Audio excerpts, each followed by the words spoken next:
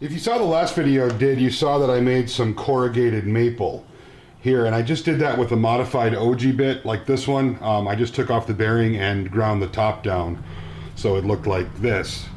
And then by tilting the router on its side, I was able to create that profile and just making passes on it, and it ended up looking really cool.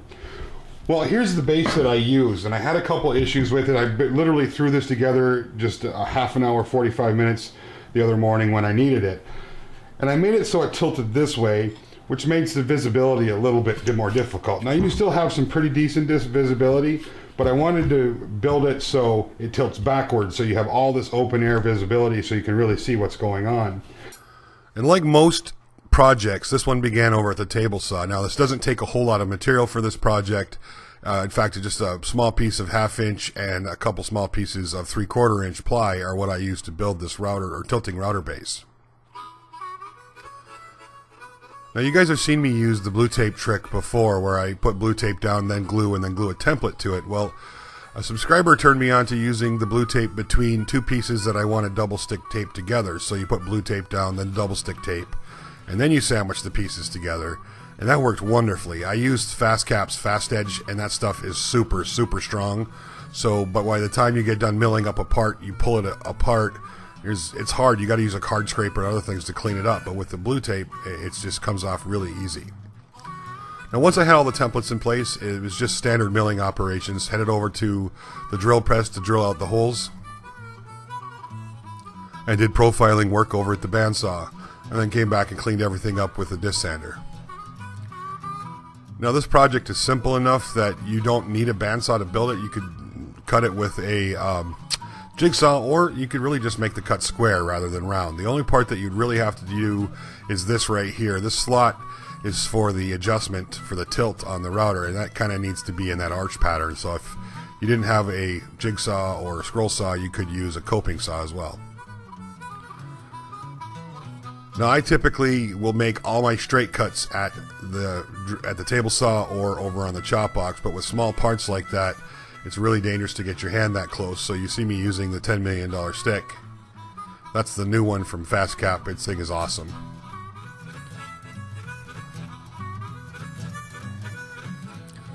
Now there are some parts on here that are fairly small that need to have a 45-degree angle on one side. Now rather than trying to cut the part to its size and then mill the angle afterwards, I always start by cutting a larger piece with an angle on it and then cutting the piece down to the size I need after the angle's already there. That way I'm not messing around with getting, anything close to the saw blade while I'm trying to cut an angle on the piece. And again, when you're milling up small pieces like this, it's really good to have a hold down stick. So again, I'm using that $10 million stick to hold everything down.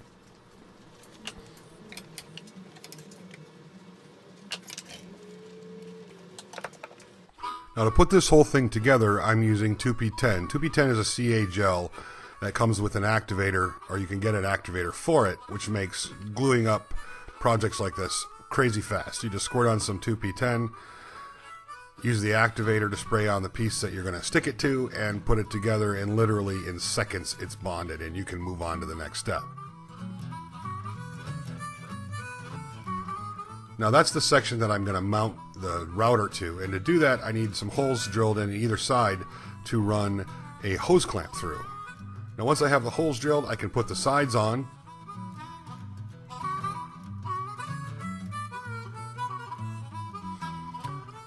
And with the sides on, I'm going to add a little extra security by running some 1.5-inch screws into the side. Now I'm using my flush countersink with this because I don't want to go too deep.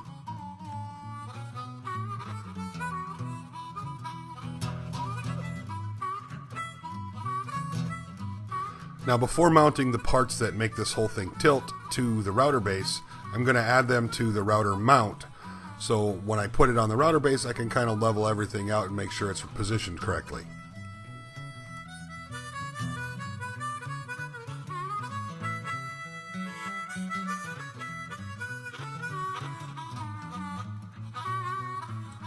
With the router mount and tilting parts done, I just need to mount it to a base. Now the base I'm not going to be real specific on. I'm probably being more careful than I need to be here.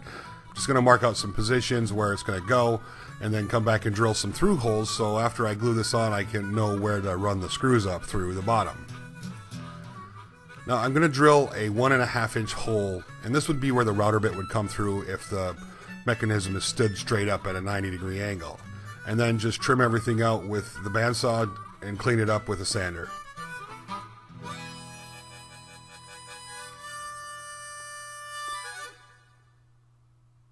Now the last couple steps here are to mount the router mount to the base, which is done again with 2P10, then flip it over and run some screws in.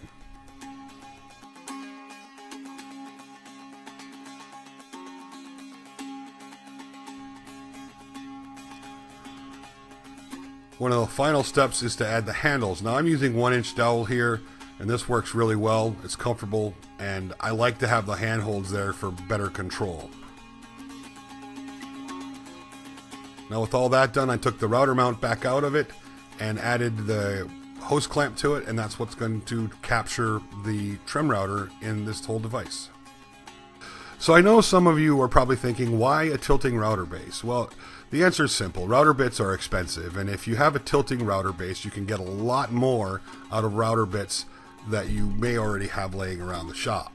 You don't need to go out and buy a whole bunch of fancy ones. Now, of course, the first thing I'm going to do is test this and play with some ideas. Now, I don't have time to do a lot of that here in this video today, but I will definitely do another video very shortly on all the crazy different things that you can do with this.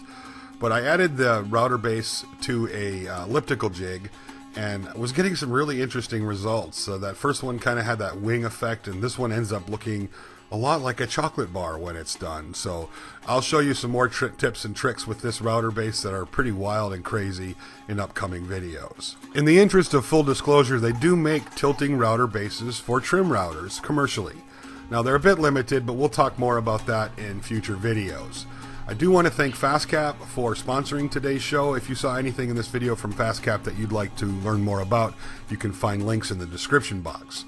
Now if you enjoyed this, please like and subscribe, because I'll be doing a lot more with this tilting router base in upcoming videos. You won't want to miss it.